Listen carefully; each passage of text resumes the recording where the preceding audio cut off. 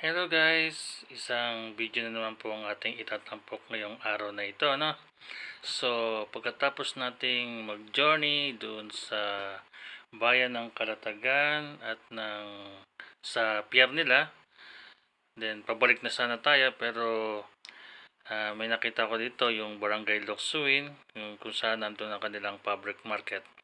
Kaya saglit ko munang lumiko dito para masilayan din natin at makita natin ang simpleng kanilang palengke dito sa Locsuin, Calatagan, Batangas.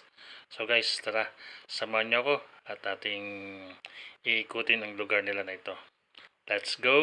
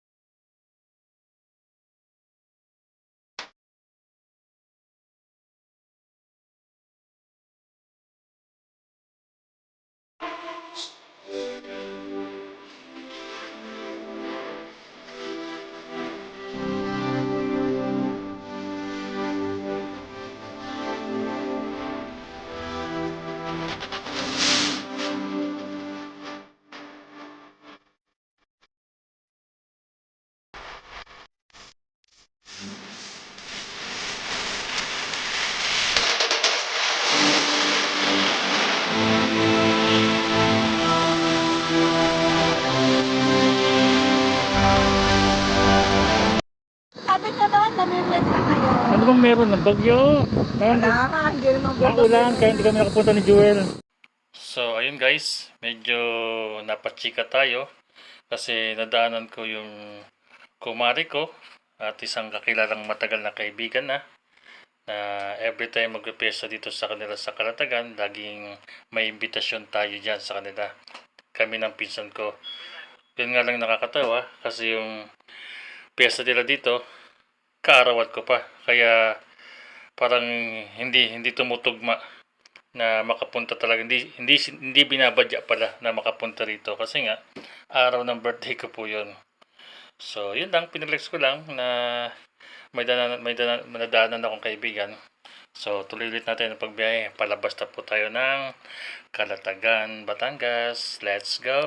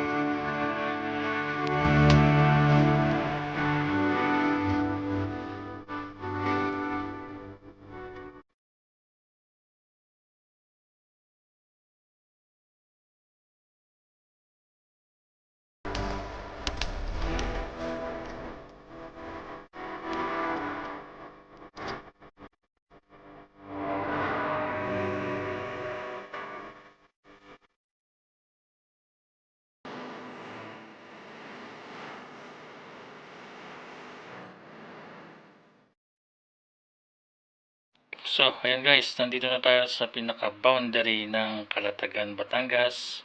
Then, tuminto muna ako dito ng panandalian kasi natuwa ako dun sa arko nila. Talagang pinicturean ko muna yan. Yan oh. Nag-picture taking muna mag-isa ang inyong lingkod. Para ba may remembrance? Baka kasi taon bago ulit makabalik ang inyong lingkod dito. Kasi tatak naman tayo sa ibang lugar ng ating pag-iikot. No?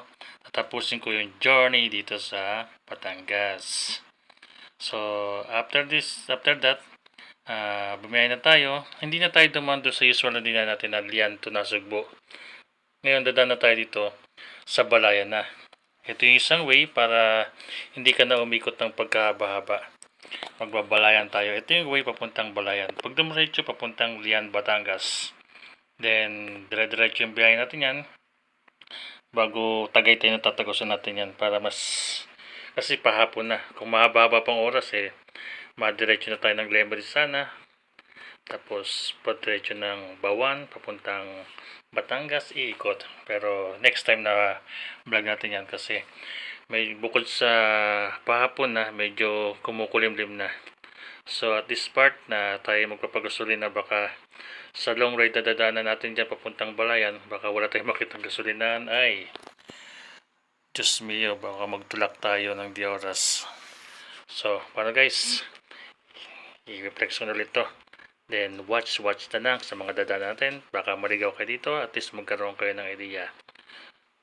So guys, magpapafull tank muna tayo para walang problema ang ating paglalayag papuntang Balayan, Batangas. So, samahan nyo ko. Let's go!